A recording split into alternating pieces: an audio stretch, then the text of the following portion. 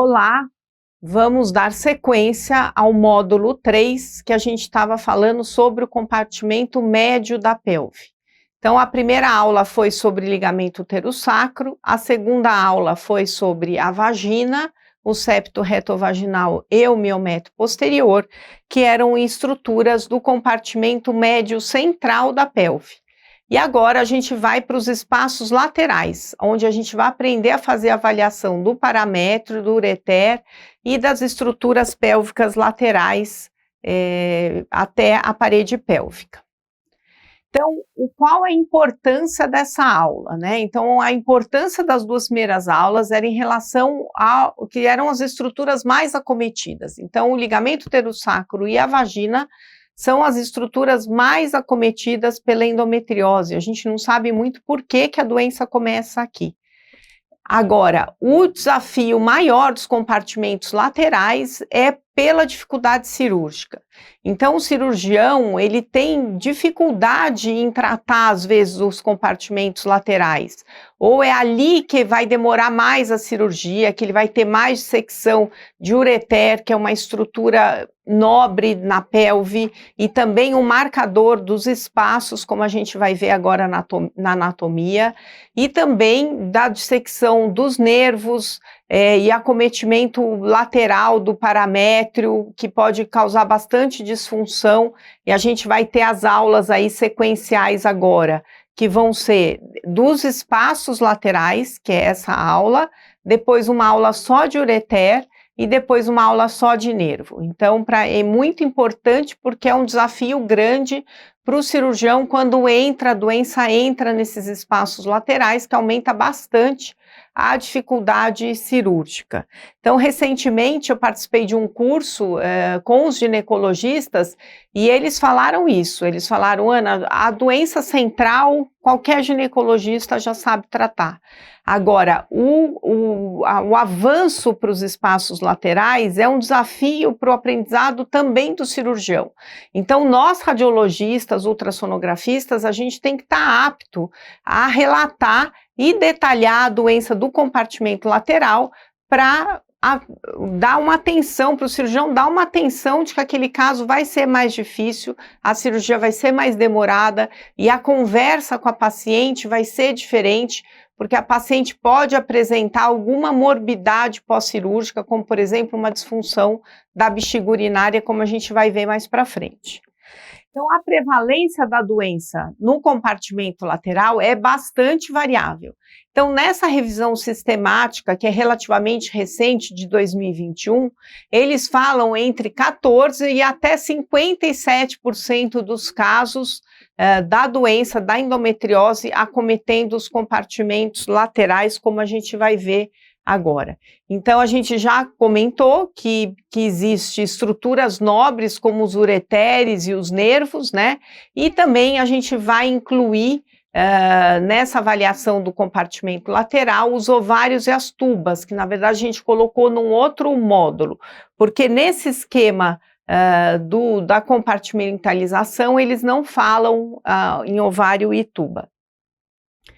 Então, recentemente, agora em dezembro de 2023, foi lançado um paper, né, que é um adendo daquele paper do IDEA Group. Então, aquele paper é um dos papers principais que a gente sugere que vocês leiam com atenção, que tem vários desenhos esquemáticos, que inclusive a gente já utilizou aqui algumas gravuras aqui no curso, e esse é um adendo. Por quê? Porque aquele primeiro consenso do IDEA Group, ele não falava de compartimento lateral, ele detalhava bastante a doença no compartimento anterior e posterior da pelve, né, mas não falava dos compartimentos laterais. Então, cada vez mais a necessidade em se estudar os compartimentos laterais, que é justamente para auxiliar o cirurgião nessa navegação pélvica, né? Então, eles falam principalmente da região do paramétrio e do paracolpo. Eu li o paper inteiro, foi recentemente publicado, porém, eu tem um pouco de restrição, achei que eles fossem desenvolver um pouco mais essa anatomia, e eu vou tentar trazer para vocês da maneira mais detalhada possível, e aquilo que é importante para o cirurgião, a gente também vai discutir no bate-papo com os cirurgiões sobre o compartimento lateral. Então vamos falar detalhadamente da anatomia, e aqui a anatomia é fundamental para a gente entender esses compartimentos. Então aqui eu trouxe dois diagramas, né, dois desenhos para a gente tentar ilustrar isso o melhor possível. Então esse primeiro desenho, ele foi inspirado nesse primeiro artigo que está na referência bibliográfica de vocês, que é um artigo dos espaços avasculares da pelve feminina, né, e as implicações na cirurgia obstétrica e ginecológica. E ele foi reproduzido, muito bem reproduzido, pelo Instagram do Gineco Academy, e que me permitiu que fizesse uma reprodução, então a gente reproduziu o desenho deles aqui no nosso diagrama. E esse outro diagrama foi trazido do artigo do Idea Group. Então aqui é uma visão mais para o cirurgião, né? Esse artigo foi escrito para os cirurgiões, e esse foi com uma visão um pouco mais do radiologista. Então eu só trouxe os dois para a gente tentar entender um pouco da nomenclatura que o cirurgião usa, e que particularmente nós radiologistas e ultrassonografistas não usamos muito, mas é importante para a gente entender esses espaços e também fazer uma comparação que está de uma maneira um pouquinho mais simplificada para o pessoal da imagem, ok? Então quando a gente fala do paramétrio, do paracolpo, é um tecido que é basicamente, ele contém tecido conectivo, vasos, nervos e tecido linfático. Então toda essa região desses espaços avasculares que representam o paramétrio, o paracolpo, tem esse tecido conectivo com vasos, nervos e linfáticos atravessando esse tecido.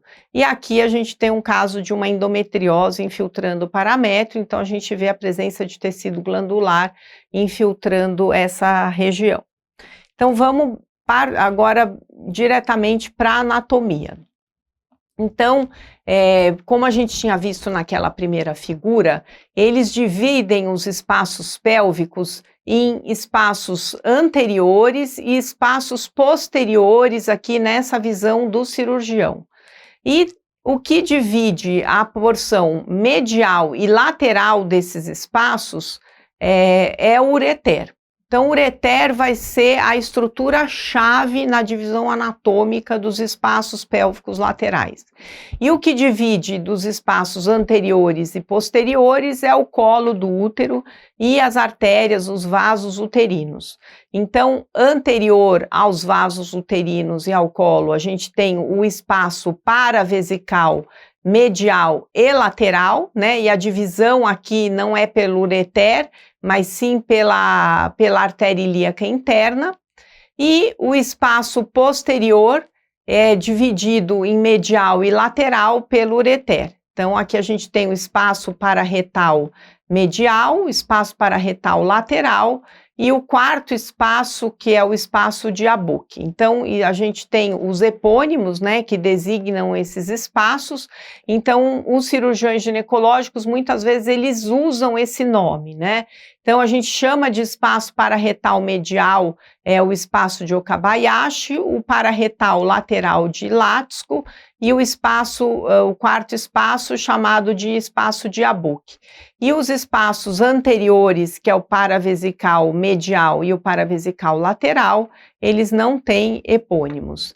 Então, é muito importante a gente fazer a correlação com aquela figura que traz esse artigo recente, que é a visão do radiologista. Então, aqui eles dividem basicamente em paramétrio anterior, paramétrio lateral e paramétrio posterior, sem fazer tanto essa divisão do que é medial e do que é lateral.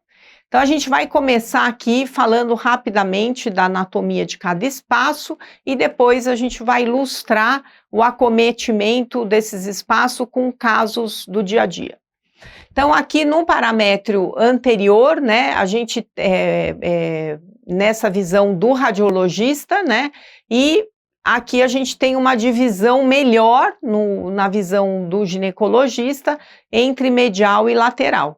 Então, aqui representado o espaço paravesical medial, que é um acometimento raro, essa topografia de lesão. A gente não costuma ter tanta lesão, mas as lesões de bexiga, principalmente aquelas que eu já ilustrei e comentei na aula de bexiga, que a gente tem que avaliar bem as paredes laterais da bexiga, elas podem invadir essa região do paramétrio anterior. E lembrando, quanto mais lateral, maior a chance de acometimento do feixe do nervo obturador, que o músculo obturador é esse músculo aqui bem lateral da pelve, aqui junto da parede pélvica lateral, aonde começa aqui a região do acetábulo. Então, o espaço do paramétrio anterior, né, na visão do radiologista, ela também engloba o quarto espaço, ou espaço de Abuc, que é o espaço que é designado entre o colo do útero, a parede da bexiga, posterior da bexiga, e o ureter, bem próximo da junção uretero-vesical. Ela é uma sede de acometimento de endometriose bem rara, mas a gente tem que lembrar que pode acontecer, e tem um caso bonito que eu quero mostrar para vocês, que é bem na região do ureter distal, aonde ele entra na junção uretero-vesical. Então, aqui é lateral, aqui a parede da vagina, bem próximo da juve. O paramétrio posterior também é muito importante, até porque a maior parte das lesões acomete aqui a região do útero sacro. Então, as lesões do útero sacro ou do tórus, que elas se estendem mais para a lateral, mais para a região ao lado da vagina, ao lado do colo do útero, que é o paracolpo e o paramétrio, são as lesões que acometem esse espaço pararretal medial. Então, de todos esses espaços que a gente está falando, o pararretal medial é o mais frequentemente acometido.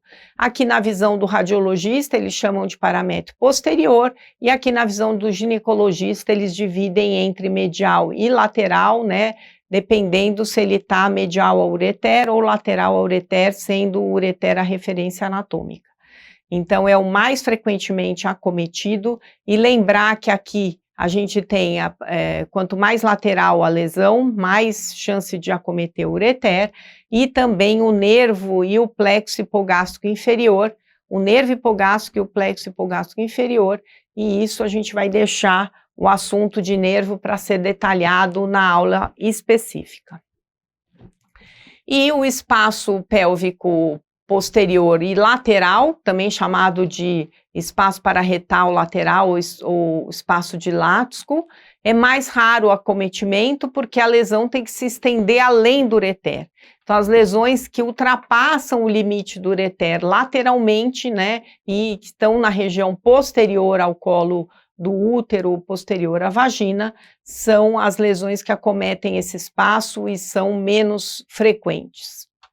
E o paramétrio lateral, que é citado nessa visão do radiologista e que aqui na visão do ginecologista não é tão citado, na verdade aqui é uma intersecção entre o paramétrio anterior e o paramétrio posterior, aqui na visão do ginecologista. Então, também é uma região um pouco mais rara de acometimento, porém, a gente tem que entender que é uma intersecção entre esses dois espaços aqui, tanto medialmente quanto lateralmente ao ureter. Então, por que tanto que a gente fala de espaço lateral, né? Então, a primeira estrutura que a gente tem que ficar atento nesses espaços laterais é em relação ao ureter, tanto porque ele é um marco anatômico para a divisão desses espaços, quanto pelo fato de um acometimento do ureter ter uma repercussão bastante grande, e a gente vai ter uma aula específica de ureter, que é a aula seguinte.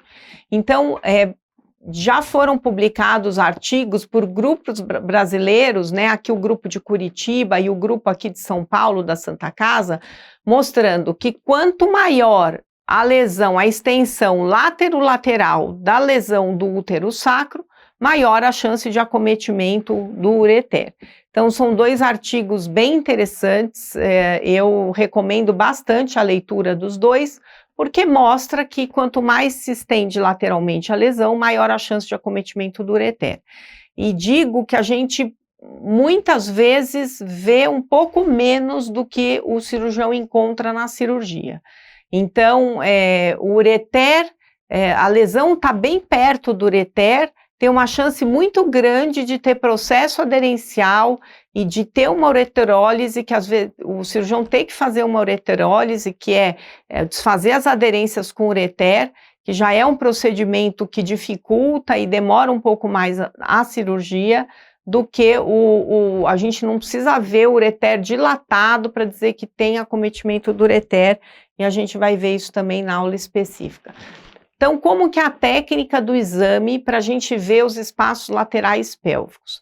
Então, é muito importante, quando a gente vê a lesão, que geralmente começa no espaço central, no tórax, na porção proximal dos úteros sacros, a gente estender a nossa varredura o mais lateral possível, até chegar perto dos vasos ilíacos, da parede pélvica lateral, do músculo obturador. Por quê? Porque se eu fico só ali na parte central da pelve, eu posso perder uma lesão que está se estendendo lateralmente. Então, ver com detalhes os ureteres, e a gente vai falar disso na próxima aula e um pouco nessa aula também. Saber o trajeto dos nervos, que também é um tema de uma aula específica. E se a gente tem dúvida de que essa lesão estende muito para a região lateral, e eu estou em dúvida o quanto lateralmente essa lesão se estende, e você pode abrir mão do recurso de sugerir uma complementação com ressonância para te ajudar a avaliação desses espaços. Então é importante saber que essa extensão lateral, a ressonância também vê muito bem e pode ser um auxílio da ultrassonografia para a programação cirúrgica dessas pacientes. Por quê? Porque o grau de complexidade dessa cirurgia aumenta bastante. Então, importante você achar os ureteres, e a gente vai falar um pouco dessa técnica do ureter, e rodar no sentido horário, tanto no ureter direito quanto no ureter esquerdo, para você colocar o ureter no eixo transversal e não avaliar o ureter só no eixo longo do ureter, mas o ureter no seu eixo curto, e a gente vai falar também um pouco disso quando eu for mostrando os casos, para ver a relação da lesão com o ureter, ok? Então agora a gente vai ilustrar toda essa anatomia e os casos com um pouco de imagens aqui da ultrassonografia na forma de vídeos. Então aqui eu tenho uma paciente, que eu estou fazendo o exame dela, um escaneamento no eixo transversal, um pouquinho obliquado, aonde eu vejo o colo do útero, e eu vou descendo o meu transdutor, no eixo transversal um pouquinho obliquado para a direita, e eu noto já que ela tem uma lesão aqui do útero sacro do lado direito, ela tem uma lesão na parede do reto, a parede do reto espessada, a gente vai ver especificamente na aula de intestino, mas eu consigo identificar que ela tem uma estrutura aqui tubular alongada, que é o ureter, muito próximo aqui da lesão retrocervical, da lesão do útero sacro direito. Então eu vou descendo e eu já vejo uma estrutura tubular alongada que está junto e aderida à lesão retrocervical. A gente nota também os 2 ovários aqui medianizados, né, os 2 ovários na linha média, implicados aí com o processo aderencial nessa região retrocervical. Então, com mais detalhe aqui, detalhando o lado direito da lesão, aqui eu estou analisando só o ureter do lado direito. Então, eu consigo ver o ureter Se eu perco ele, eu vou até ali a junção uretero-vesical e vou descendo, né, vou acompanhando o ureter até ele cruzar com os vasos uterinos. Olha aqui, a artéria, veia uterina, o ureter cruza com os vasos uterinos e eu vou rodando o meu transdutor para ver qual a relação que esse ureter tem com a lesão retrocervical. Então, de novo aqui eu estou mais lateral do que nesse outro corte. Então, aqui eu consigo ver mais lateralmente o ureter e eu consigo ver a lesão aqui na topografia do ligamento pterossaco, mostrando que a lesão é bem próxima da parede do ureter. Então, existem algumas pessoas que acham que a gente não tem que dar essa medida, que o ultrassom erra muito nessa medida, mas eu acho que vale a pena para estimar ou dar uma ideia para o cirurgião, mesmo que essa medida não seja tão precisa, da distância entre a lesão e o ureter distal.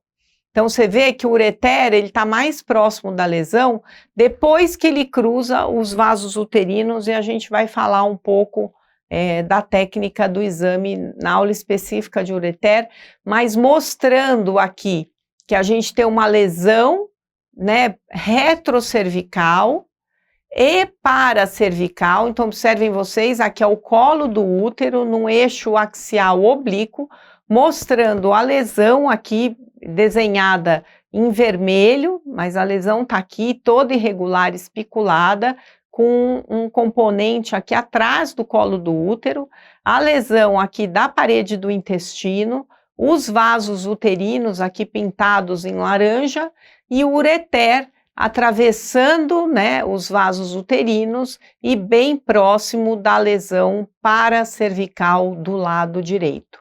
Então, essa é a ressonância da mesma paciente, né? Eu trouxe uma imagem estática da ressonância.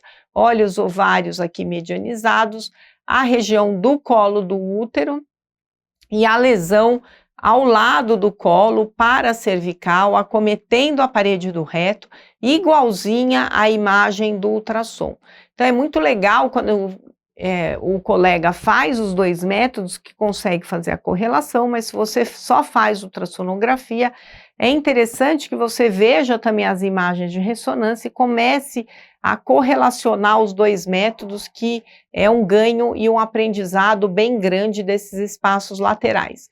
Então, a gente vê que a lesão, ela está toda medial ao ureter, então uma lesão que aqui na visão do radiologista a gente poderia chamar só de paramétrio lateral, ou de espaço pararetal medial, ou espaço de Okabayashi, nessa visão do ginecologista. Eu não costumo ver nos laudos usar essa nomenclatura do ginecologista, porém você usar mais específico possível também não está errado. Você dizer que é no paramétrio lateral e a lesão ela está toda situada medialmente ao ureter, no espaço pararetal medial. Não está errado a gente começar a usar e detalhar cada vez mais aonde está a lesão para o cirurgião.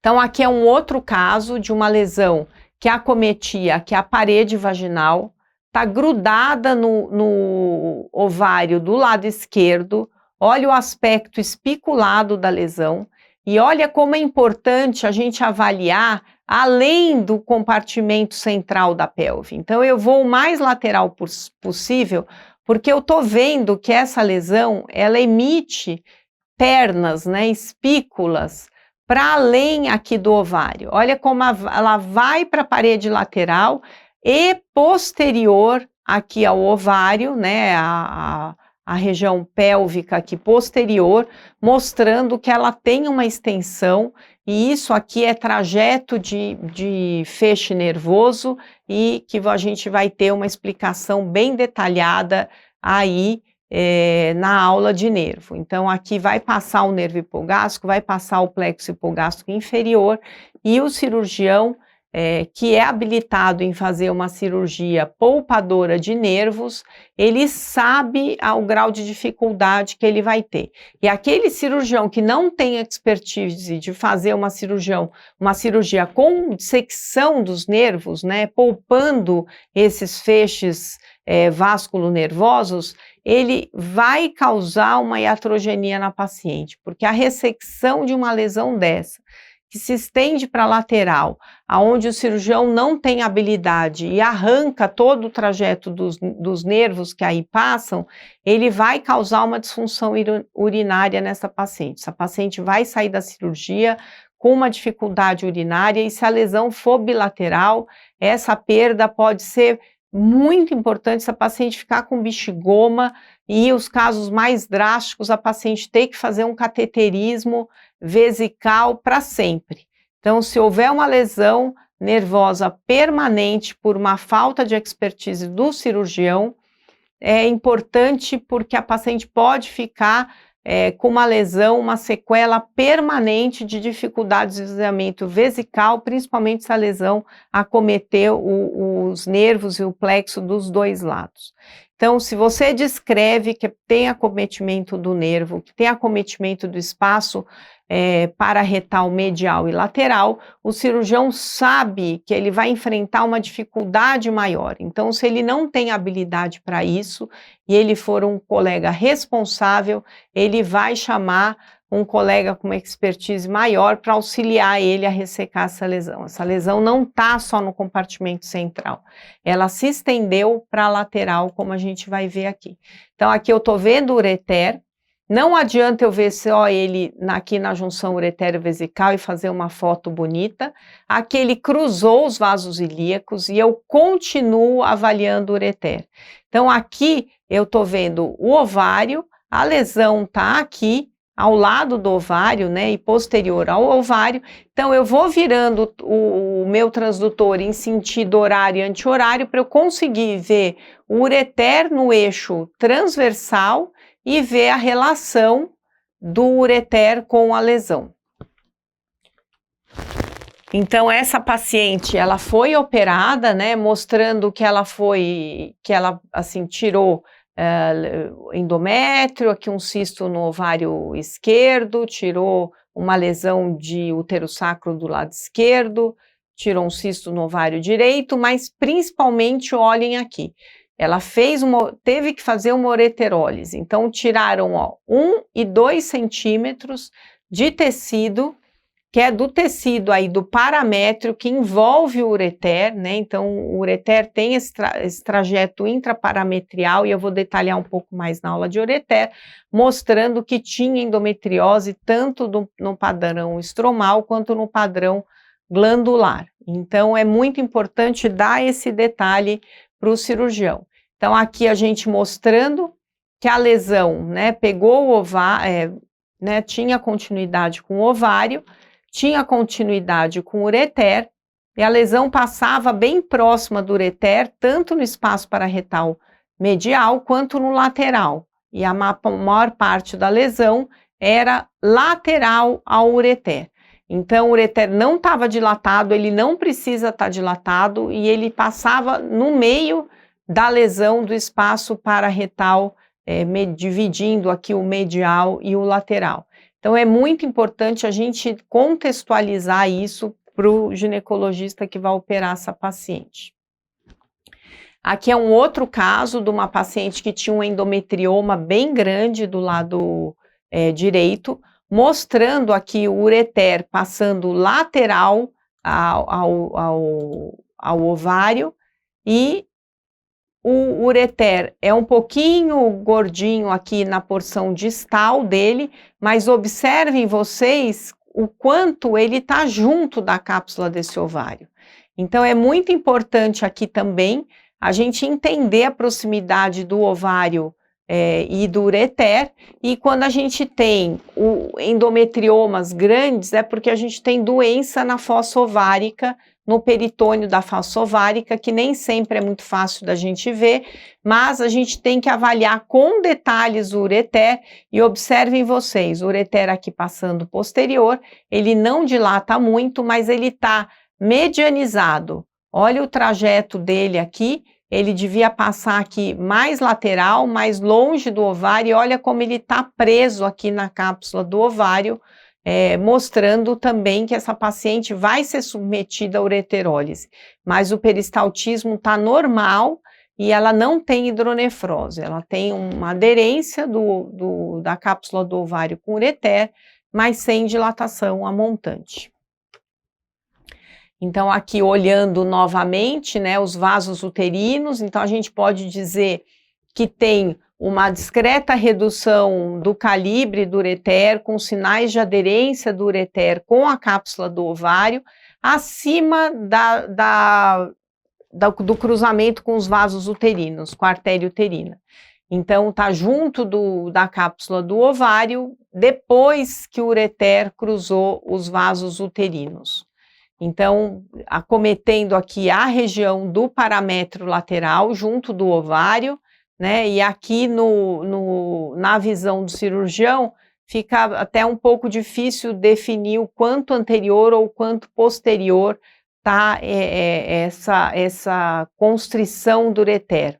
Mas se você disser que está junto da cápsula do ovário esquerdo, você der essa referência anatômica, o cirurgião já sabe aonde ele vai ter dificuldade aí de dissecar esse ureter. Esse é um outro caso que eu recebi a devolutiva da colega que operou essa paciente, né, mostrando que tinha mais lesão do que aquilo que a gente via no ultrassom. Então, é uma paciente que tem um útero retrofletido, a gente já aprendeu a abrir esse espaço e olhar esse espaço, e para mim a doença tinha uma extensão à direita e também um pouco à esquerda, mas não parecia ter um envolvimento tão lateral, uma extensão tão lateral. Então, o ideal, quando a gente for medir a lesão do útero sacro, eu já expliquei para vocês, a gente tentar medir separado os dois lados, mas o que a colega me relatou é que a lesão, eu disse que estava perto do ureter, né, mas ela disse que não estava só perto, mas estava bem grudada no ureter e também na artéria uterina. Então, ela também achou que a doença também não se estendia tanto para a lateral, porque o útero era móvel e etc., e que era uma lesão realmente difícil. Então, é nessas que eu falo que às vezes a gente vê um pouco menos do que mostra a imagem, né? Às vezes a doença se estende um pouco para a lateral e a gente não tem tanta noção. Então, aqui tem uma extensãozinha para o lado esquerdo, aquela outra extensão para o lado direito, agora não parecia estar tão perto do ureter, nesse vídeo aqui especificamente eu não estou vendo o ureter, mas mostrar que às vezes essa extensão lateral que vai afinando assim nas pontas, ela pode às vezes comprometer um pouco mais o compartimento lateral. Mas ela falou que a cirurgia também depois transcorreu sem maiores dificuldades. Então, quando a gente tem uma lesão e a gente tem que avaliar o ureter está aqui, a gente tem que ter paciência. Paciência para ver a onda peristáltica passar, para ter certeza do trajeto do ureter, para poder definir melhor o envolvimento do ureter e também dizer aqui nesse caso, por exemplo, que tinha proximidade com os vasos uterinos. Então, observem vocês que só no finalzinho do vídeo é que o ureter ele contrai e passa a onda peristáltica. Então, a gente tem que ter paciência aí e tempo, né, na avaliação do compartimento lateral. Por isso que o tempo do exame com preparo tem que ser maior do que de um ultrassom transvaginal normal. O ureter está aqui e só no finalzinho do vídeo é que ele contrai, ó, passando a onda peristáltica, nem é aqui o ureter, era aquela outra bolinha aqui do lado, aqui é um vaso uterino, mostrando que tem bastante proximidade e essa gordura hiperecogênica, como ela está um pouco mais heterogênea, com essas perninhas da lesão indo em direção ao ureter, você pode dizer que tem proximidade e provável aderência com a lesão aqui no espaço pararetal medial, aqui espaço de Okabayashi. Então, aqui mostrando a lesão, né, espaço pararretal medial, o desenho da lesão, o ureter aqui bem próximo da lesão, e os vasos uterinos laterais. Essa era a representação na ressonância dessa paciente. Então, o ultrassom acho que vê até melhor essa lesão, que parece até mais nodular no ultrassom do que na ressonância, e chamar de paramétrio posterior, aqui se a gente fosse tomar como referência o outro artigo. Esse é um outro caso onde a lesão ultrapassa o limite do ureter. Então observem vocês que o ureter passa no meio, absolutamente no meio da lesão. Ele é envolvido circunferencialmente pela lesão e a gente tem um componente de lesão medial ao ureter e outro componente lateral ao ureter. Então, apesar dele não ter dilatação montante, a paciente não tinha hidronefrose, a lesão envolvia circunferencialmente o ureter, aumentando sim o grau de dificuldade cirúrgica dessa paciente. A lesão também está bem junto da parede do reto aqui, que não parece estar espessada nesse corte, e esse era o aspecto da ressonância dessa paciente. Então observem vocês uma lesão nodular grande na região do paracolpo, se estendendo, e aí aqui nesse corte, que é uma reconstrução do corte fino 3D da ressonância, aqui a gente consegue ver a relação com o ureter. Então a bexiga, a gente vê o ureter aqui saindo e passando no meio da lesão, como a gente já tinha visto muito bem no exame de ultrassom, e essa paciente fez ultrassom e ressonância no mesmo dia. Então aqui o esquema, né, da lesão desenhado, então um acometimento tanto do pararretal medial quanto do pararretal lateral, e o ureter passando no meio sem dilatar. Por que esse ureter não dilatou se ele está tão envolvido pela lesão?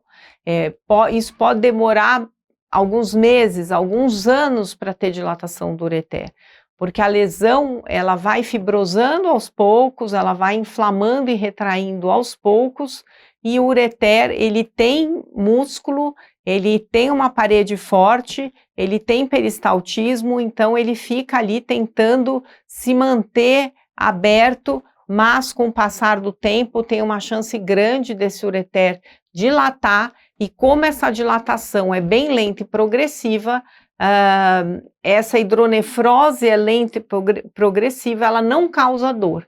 Então a gente vai comentar também na próxima aula o quanto é importante a gente fazer a avaliação dos rins para não deixar passar, porque essas lesões são geralmente silenciosas pelo fato da paciente não ter dor lombar, como ela teria, por exemplo, numa obstrução aguda por cálculo renal.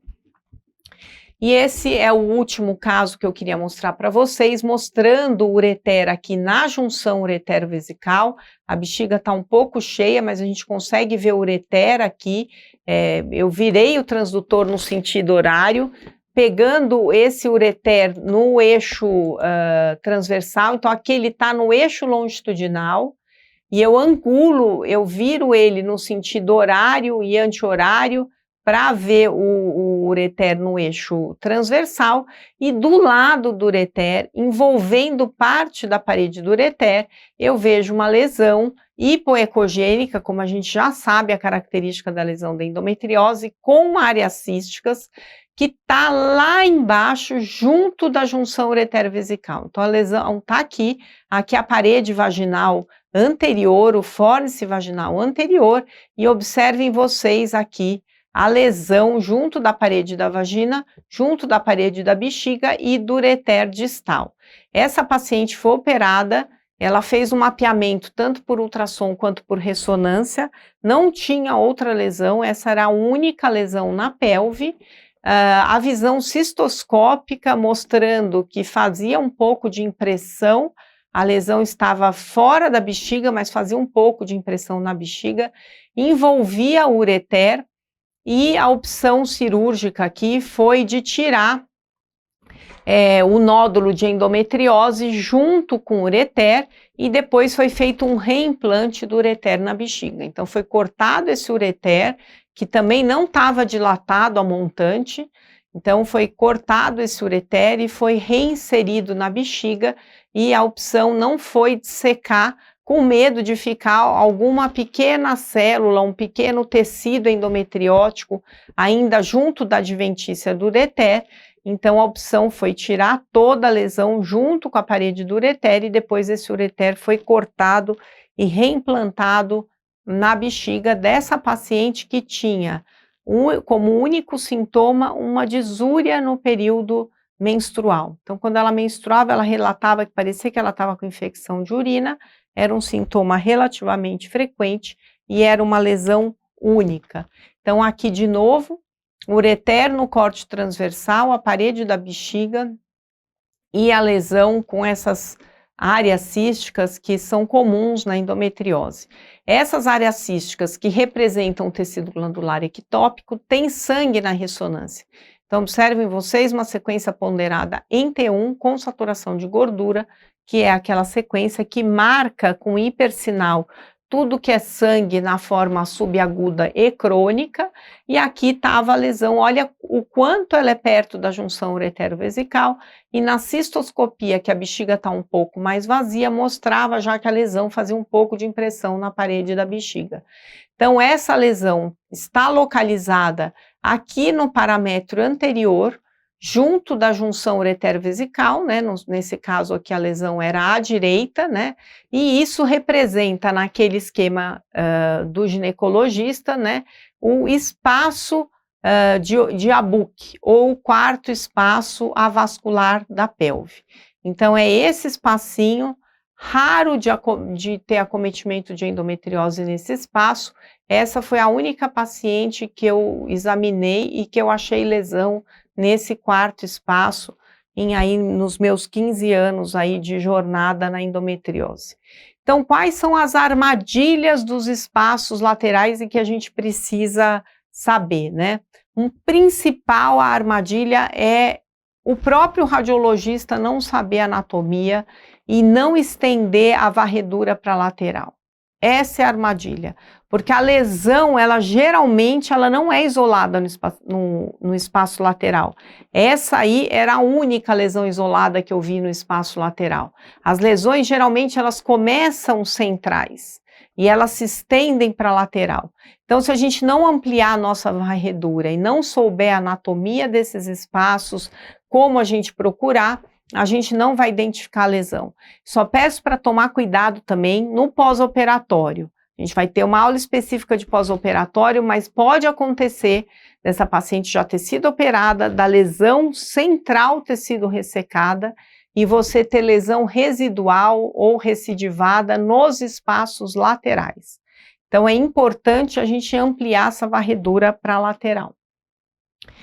Então, esse é um caso aonde essa paciente tinha uma doença lateral importante, ela tinha feito um exame com preparo intestinal, apesar do preparo ter ficado ruim, mas foi um exame designado para ser feito com preparo intestinal.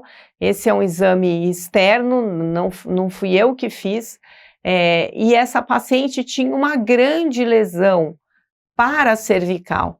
Então, quem fez esse exame identificou que ela tinha um pouco de lesão no tórax, mas não identificou esse grande nódulo paracervical, inclusive com estrias aqui em direção ao espaço obturador, numa paciente que tinha uma dor crônica à direita. Então, se a gente não estender a varredura lateral, a gente não acha essas lesões laterais. Se a gente não conhecer a anatomia, e saber até onde a gente tem que ir com o nosso transdutor, a gente não vê essa lesão.